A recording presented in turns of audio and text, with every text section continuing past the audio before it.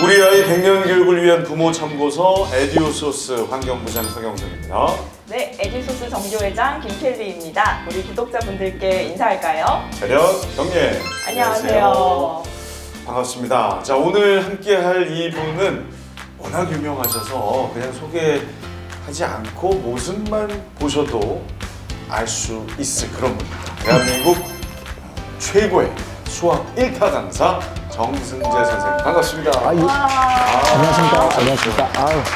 정승재입니다. 영광입니다. 별 말씀을요. 정말 뵙고 싶었어요. 저도 너무 뵙고 싶었습니다. 살 많이 빠지셨다고요. 근데 제가 뭐 다른 것도 다 못했지만 특히 수학을 못했어요. 정말요? 그래서 진짜 수학 잘하시는 선생님 보면 참 존경하고 맞아요. 뵙고 싶었습니다. 그러니까 좀 항상 안타까운 마음이에요. 그러니까 저한테 보통 학부모님들이 저만 보면 이제 하는 얘기가 네. 우리 애가 이제 막 수학을 못할 것 같은데 언제부터 수학 시작해야 되냐부터 얘기를 하는데 근데 그것도 제가 이렇게 허심탄회하게 다 얘기를 해드려도 네. 며칠 못하세요. 네, 그게 좀 안타깝고 그런 얘기를 좀 오늘 해볼까 합니다. 네. 자, 그나저나 오늘 할 이야기는 이제 수능 이야기일 텐데요. 지난해 기조가 갑자기 바뀌어서 상당히 혼란스러워했습니다. 그러니까 중상위권 학생들이 다 무너졌어요. 그러니까 중상위권 학생들이 끝나자마자 역대급 불수능, 이건 용암수능이다 이렇게 얘기를 했고 최상위권 학생들은 이렇게 쉬워도 되나? 그러니까 완전히 극명하게 갈렸었던 그런 시험이었거든요. 그래서 한마디로 얘기해서 제일 중요한 게 4점짜리 문제인데 대부분은 기출문제랑 비슷하게 나고 한 2문제, 3문제만 좀 많이 어렵게 내고 보통 그랬었거든요. 근데 기출 냄새가 하나도 안 났어요. 기출 냄새가 하나도 안 났어요. 그러니까 중상위권 학생들은 대부분 기출 문제 풀어보면서 이 문제는 저렇게 풀고 이런 식으로 공부했던 친구들은 너무 어려웠죠. 냄새가 하나도 안 나니까 모든 거를 다 생각해서 풀어야 되는데 원래 수학이라는 건 생각해서 푸는 거잖아요. 근데 우리나라 교육의 특성상 생각해서 풀지 않아요. 기억력으로 풀지. 그러니까 그런 친구들이 다 망했다라고 보면 되는 거고 모든 문제를 생각하면서 풀었던 최상위권 학생들은 민망할 정도로 쉬웠습니다. 어머나. 네. 그러니까 가고 있는 방향, 이 방향성은 정말 제대로 가고 있다라고 생각하거든요. 수학은 당연히 생각해야 되는데 우리 어렸을 때 생각해보면 선생님들조차도 생각하면 혼냈어요. 그러니까 오늘 3번, 13번, 23번 나와서 풀어. 좀 생각하려고 그러면 뒤에서 똑바로 풀어야지. 그러니까 거기에 대한 수학에 대한 엄청난 오해들을 많이 가지고 있다는 거죠. 수학 잘하는 애들은 보자마자 푸는 것처럼. 그런 사람은 지구상에 단 한 명도 존재하지 않음에도 불구하고 곧바로 풀었다는 것은 나 이거 풀어봤어. 나 이거 기억나 이거거든요. 그거는 수학 문제에서 수학 성적 올리는데 아무런 도움이 되지 못하는데도 불구하고 지금까지 기출문제에서 거의 유형별로 이렇게 숫자만 바꿔서 네. 출제하는 형식이었으니까 학생들도 고득점을 받으려면 어쩔 수 없이 그렇게 공부를 했었는데 그 와중에서도 생각하려고 노력했던 친구들은 작년에 괜찮았을 거고 무조건 빨리 푸는데 뭐 스킬 같은 거 공부하고 네. 이랬던 친구들은 완전히 망했던 그런 시험이 아닐까 이렇게 생각합니다. 그럼 지금 선생님 말씀은 중하위권 학생들도 방법만 전환시키면 충분히 가능합니다. 이 체제 하에서도 제가 이 얘기를 10년 전부터 EBS부터 10년 시작해가지고 전부터 하셨어요? 예 2009년부터 얘기했거든요. 저는 오늘 처음 여쭤봤는데 왜 저한테 화를 내요? 오늘 처음 만났잖아요. 보통 안 먹혀드리니까 아니, 너무 화내시는데? 너무 화가 나요 뭐 정말. 스트레스 받으셔. 정말 알고 풀면 되는데 그걸 안 한다라는 거예요. 네. 너무 답답해서 그렇습니다. 근데 선생님들이 이제 예전부터 한 얘기를 안 믿어주고 계속 물으면 짜증이 좀 나실 수도 있어요. 네. 오늘은 그래도 이제 처음 요거 새 채널이거든요. 여기 와서 처음 하시는 거니까 조금만 알겠습니다. 흥분을 가라앉히시고 오늘 하여튼 감당하겠습니다. 야 학생들 학부모님들 함께 하시면 뭔가 좀 얻어가실 수 있을 것 뭔가 같아요. 얻어갈 수 있을 것 같습니다. 네. 네.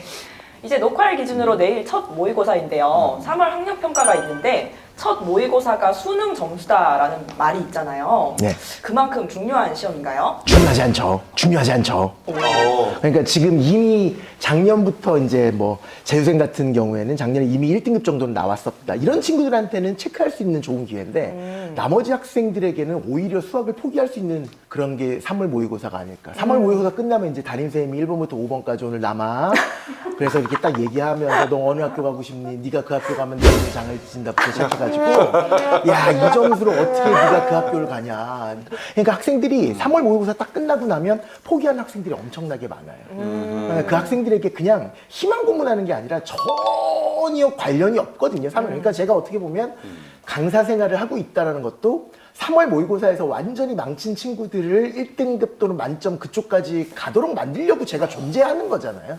다른 측면에서는 지금까지 고등학교 2학년이었잖아요, 이 학생들은. 처음으로 고3이 된 거고, 고등학교 2학년 때까지는 대부분 내신 시험이었고, 내신 시험이야말로 정말로 기억력으로 풀거든요. 그러니까 그 프린트에서 나눠준 것 중에서 요거 별표 막 쳐주잖아요, 맞아요. 선생님이. 네. 10개 중에서 3개 나오니까 무조건. 그러니까 완전히 기억력으로 풀었기 때문에 수학답게 공부해 본 적이 없어요. 그 상황에서 시험 봤으니까 당연히 망칠 수밖에 없는 거라서 학생들에게 난 그렇게 얘기해요. 니네 아직까지 개념이라는 것도 하나도 모르고 생각하는 방식도 하나도 모르고 있는 상황이고 그런데 희한하게도 문제 푸는 방법은 기억하고 있고 이런 상황이니까 그냥 본다라고 생각을 하고 가라. 그리고 이제 6월 달에 9월 달에 너희들이 진짜 이제 생각할 수 있는 힘이 생겼을 때 그때 모의고사가 중요한 거지 지금은 중요하지 않다 이렇게 얘기를 하는데 정말 그렇게 생각합니다. 예. 그렇고 예.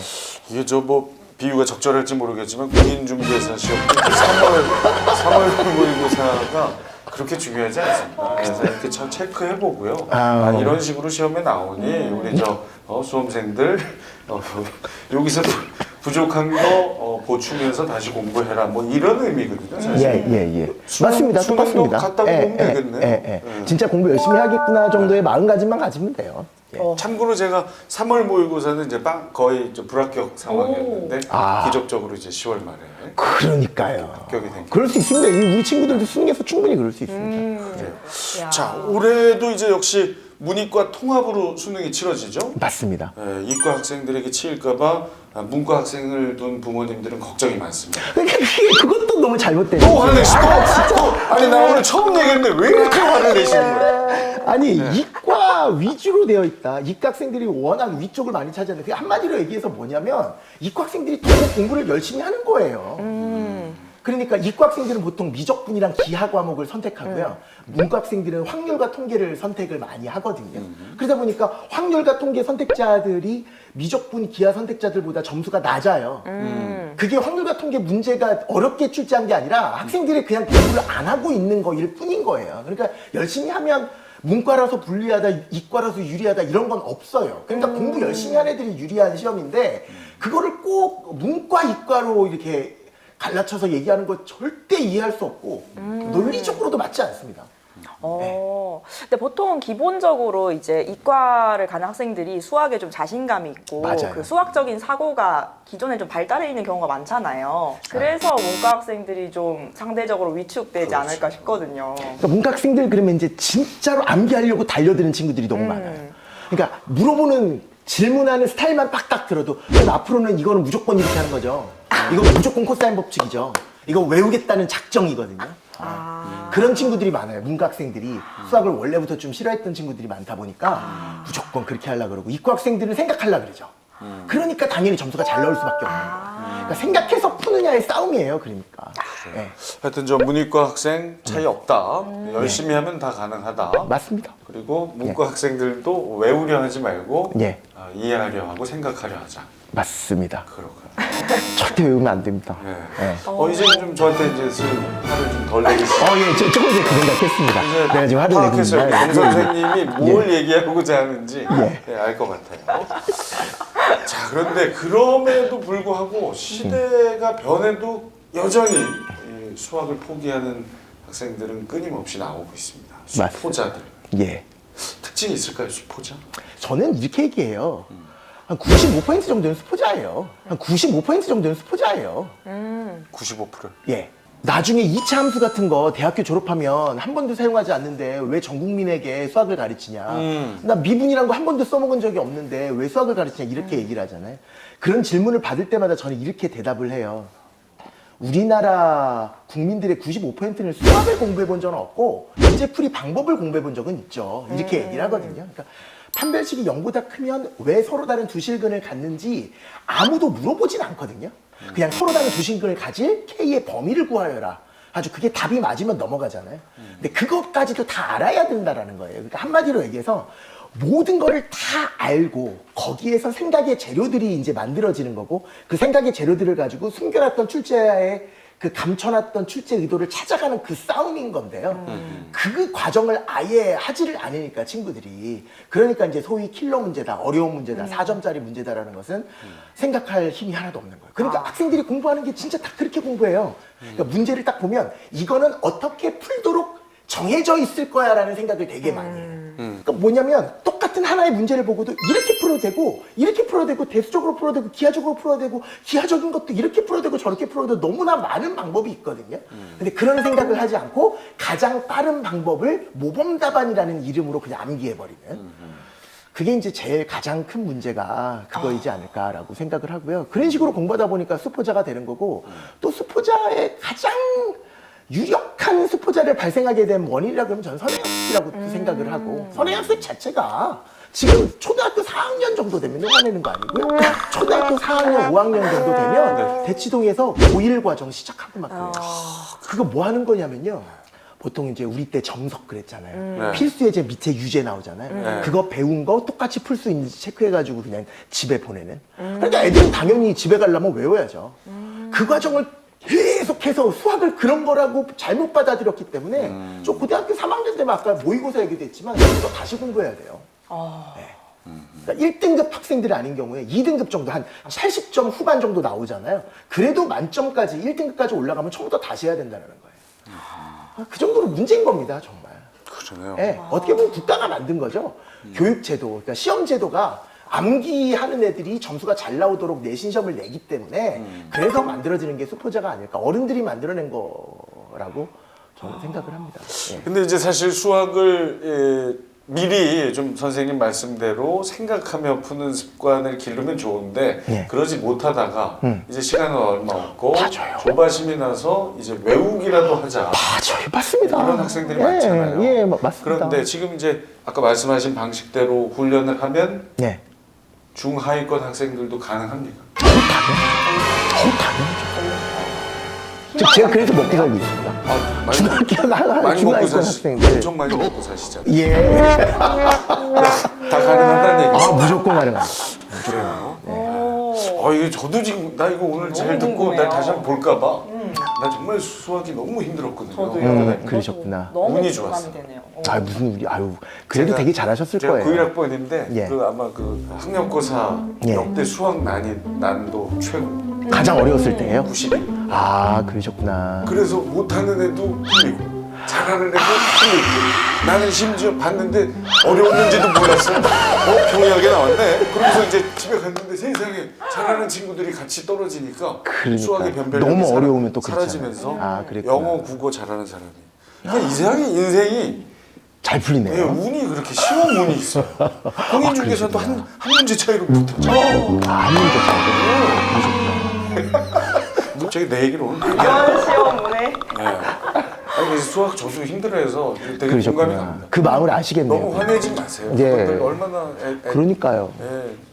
제가 이렇게 너무 보기 싫어요. 저 유튜브에 막 영상 돌아다니는 거 보면 막 계속 화내고 있더라고, 학생들이. 그러니까 너무 화내지. 네.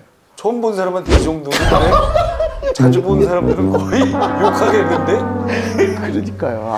이거 고쳐야 되는데. 예. 자 선생님 그러면은 우리 저 고득점을 노리는 친구들에게도 좀 조언을 부탁드립니다. 수능 만점 받으려면 어떤 방식으로 또 화낼까 봐 끝을 못 맺겠어.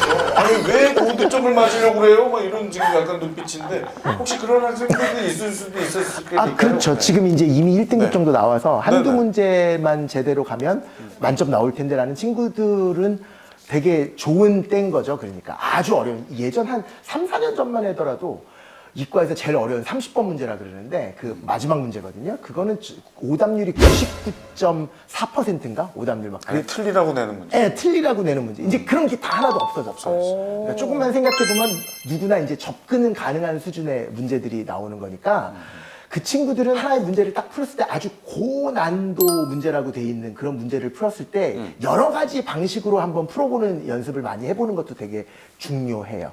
더 중요한 얘기를 해라라고 얘기하면 절대로 해설지 안 봤으면 좋겠어요. 그 친구들. 그러니까 너무 점수가 떨어지는 친구들은 해설지 안 보고 하루 종일 고민하고 있으면 안 되잖아요. 진도를 못 빼니까 어느 정도는 해설지가 필요하다라고 저도 생각을 하는데 고득점 놀리는, 그러니까 이미 1등급 정도 나오는데 만점까지 가고 싶어 하는 친구들은 절대로 해설지 보면 안 되고 한 30분 정도는 끝까지 고민해보는 연습을 좀 해라. 그거를 한 3번, 4번 정도는 고민해봤으면 좋겠어요. 그러니까 오늘 못 푼다고 큰일 나는 거 아니거든요. 11월 23일 전까지만 풀 수 있으면 되잖아요. 그러니까 6월 모의고사 끝나고 9월 모의고사 끝나고 그런 친구 한 2개 정도 틀렸어요. 그러면 뭐 하냐면 막 실시간으로 라이브로 하는 해설 강의 보고 앉아있어요. 근데 너무 바보 같은 행동이라고 생각해요. 그 좋은 문제를 가지고 왜 곧바로 남들의 생각을 곧바로 알아봐요? 스스로가 그 생각을 할 수 있느냐 없느냐를 가지고 싸우는 게 바로 만점자들인데 그거를 11월까지만 해석하면 되니까 오늘 안 됐으면 그냥 별표치로 넘어가고 그 다음에 또 다시 한번 생각해보고 30분에서 40분 금방 시간 가요. 그런 친구들일수록. 저는 요즘은 못 가지만 그 누나가 그 뉴욕에 살기 때문에 뉴욕에 또 운동은 못하지만 야구 보는 건 또 좋아해가지고 네. 1년에 꽤 자주 갔었거든요. 그럼 14시간 걸리잖아요. 제일 시간 빨리 가는 게 그래서 저는 수학 문제 풀고 막 그러거든요. 비행기에서요? 예, 잠깐 생각하면 쫙 시간 금방 다 가요. 조금 전에 밥 먹었는데 또 막 이런 문제 풀다 보면 또 밥 주고 막 그러거든요. 그러면 이제 딱 내려야 되고. 왜 그러세요? 왜 그러세요? 비행기에서 수능 문제 푸는데 아니 정말. 진짜 수학 좋아하시는구나. 스튜어디스 분이 저한테는 항상 그 지우개 가루를 지금 이제 태블릿 쓰지만 예전에는 지우개 가루 이렇게 치워주고 막 그래서 수학을 되게 좋아하시나 봐요. 진짜 네. 좀 좋아합니다. 학생인 줄 알겠다. 늦깎이 학생이죠. 정말 수능 도전하는. 수능 도전. 네, 늦깎이 학생. 그 서울대 어떤 교수님이 얘기를 하셨는데 똑같은 서울대 제자들도 너무 다르더라. 뭔가 하나 프로젝트를 딱 줬는데 너무 잘하는 친구들이 있고 너무 못하는 친구들이 있더라. 그게 이제 나중에 직장 생활하면서도 어떤 프로젝트를 맡을 때 너무 잘하는 친구들 이게 무슨 관련이 있을까? 왜 다 똑같은 서울대 애들인데 이렇게 차이가 많이 날까를 고민하셨대요. 뇌 연구하시는 분이었거든요. 연구를 해봤는데 딱 하나의 상관관계를 알아냈대요. 뭐예요? 그 친구들은 고등학교 때 수학 공부할 때 해설지를 안 보는 친구들이라는 공통점이 있더래요. 와. 그러니까 어떤 레포트를 딱 받았을 때 대부분의 학생들이 하는 행동이 뭐냐면 녹색창 검색하거든요. 그러니까 남들은 어떻게 했는지 관심을 갖는 거예요. 그러니까 무슨 방법이 있겠지? 이렇게 발표를 하는데 모범 답안이 있겠지라고 생각을 하니까 그걸 찾아보는 거잖아요. 그런데 해설지를 안 보는 친구들은 어떤 친구들이냐면 내가 요 문제를 어떻게 풀까를 고민하는 친구들이거든요. 그러니까 어떤 미션이 주어지더라도 주도적으로 프로젝트를 수행하더라. 그래서 몰입이라고 그 교수님이 얘기를 하시던데 몰입을 해봤느냐 안 해봤느냐가 인생 전체를 좌우지한다라는 그런 주제로 막 유튜브에서 강연하신 거 보고 너무나 놀랐는데 그런 의미라고 생각하시면 될 것 같아요. 자, 에듀소스 구독과 좋아요, 알림 설정 꼭꼭 부탁드리고요. 저희는 더 맛있는 교육 소스를 들고 찾아오겠습니다. 고맙습니다. 고맙습니다.